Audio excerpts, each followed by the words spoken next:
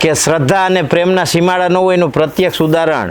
ગામમાં મકાન નથી અને સીમમાં ખેતર નથી, અને છતાં એ ભાઈ 25-26 ગાયું રાખે છે. હું ગાયું નહોતો રાખતો તો એ ગોવિંદરામાં બપોરે પૂગી જતો.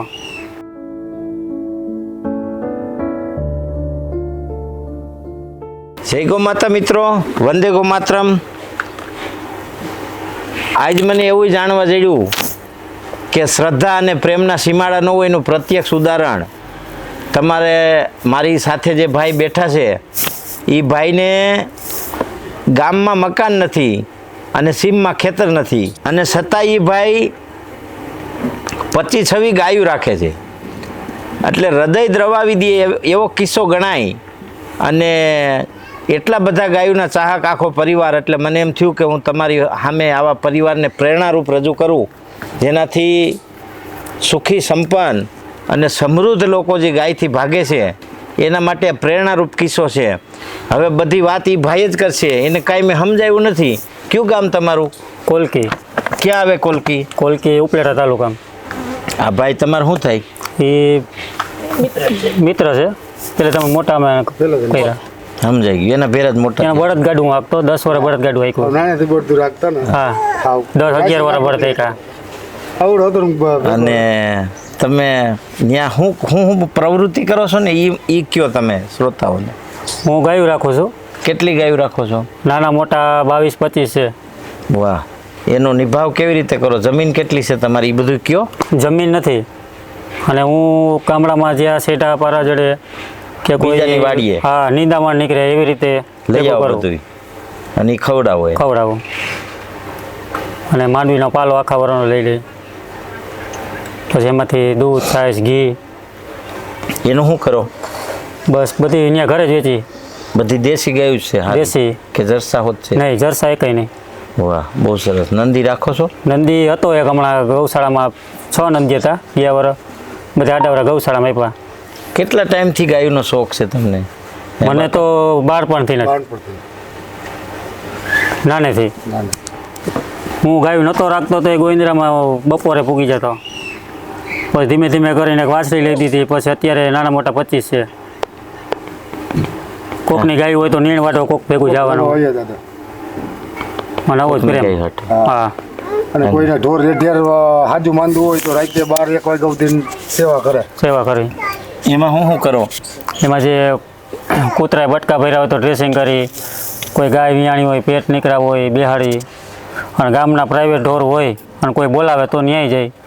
એમાં પૈસા લ્યો કે મફત? 1 રૂપિયા નહીં, ઘરના પૈસા રાખે ને બધે. 8-10 જણા ગ્રુપના છે, સ્વ ખર્ચે કરી. બહુ સરસ. હા. બીજું શું કરો બળદું એનું? બસ આડાવડા પછી પાંજરાપોરમાં ક્યાંક સગવડતા કરીને મૂકી આવી, એવું કરી. ગામના લોકો સહકાર આપે તમને? હા, ગામના સહકાર આપે.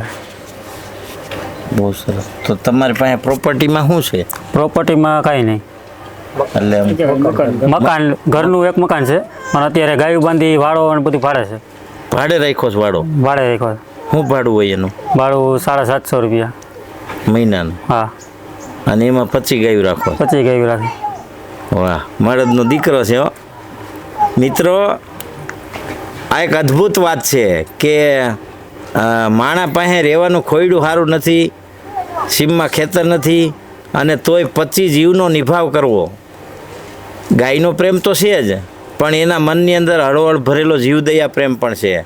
પછી તમે અહીંયા શું કામ આવ્યા? કેવી રીતે આવ્યા? અહીંયા તમને મળવા જ સ્પેશિયલ, અને ગાયોને જોવા. તમે કહેતા હતા ને બીજી વાર આવ્યા? હા, બીજી વાર. અત્યારે તમને મળવા જ આવ્યો, તે ભેગા નતા થયા. હું કહું માણસ આ માણસને જોવા છે, બીજું કાંઈ નહીં.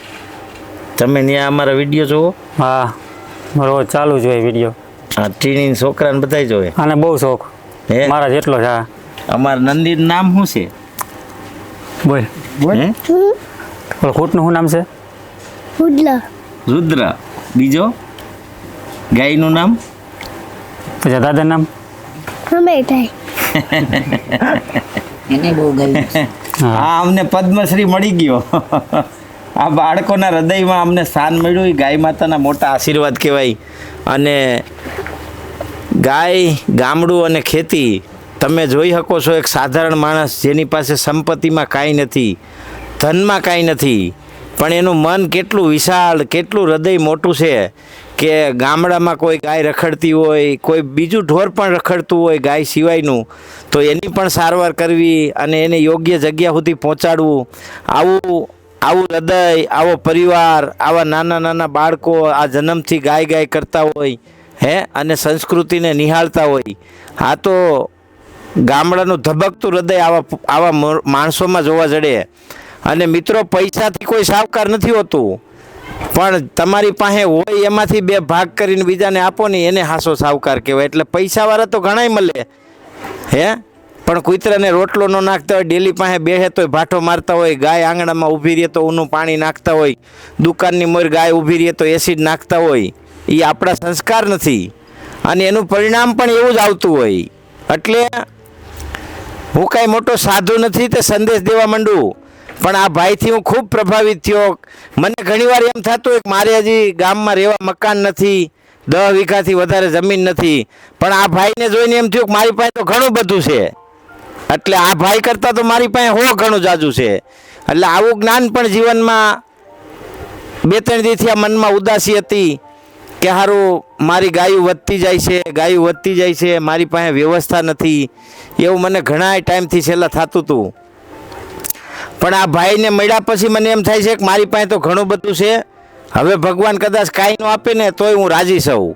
એટલે મનથી દાતારી સૌથી મોટી સાવકારી કહેવાય. અને એવા માણસને મેં જોયા. તમારું નામ ને ફોન નંબર કયો ભાઈ? મારું નામ સંજય છે અને નંબર 9872 83 611. બહુ સરસ. તમને કોઈ ફોન કરે અને કાંઈ માર્ગદર્શન માગે તો આપજો, અને તમને કોઈ કાંઈ થોડા ઘણા પૈસાની મદદ કરે તોય તમે લઈ લેજો, પણ બીજા માર્ગે ન વાપરતા. ગાયના પૈસા ગાયના કામમાં જ વાપરજો, નકર તમને પાપ લાગશે. જય ગો માતા, વંદે ગો માતરમ, ભારત માતા કી જય.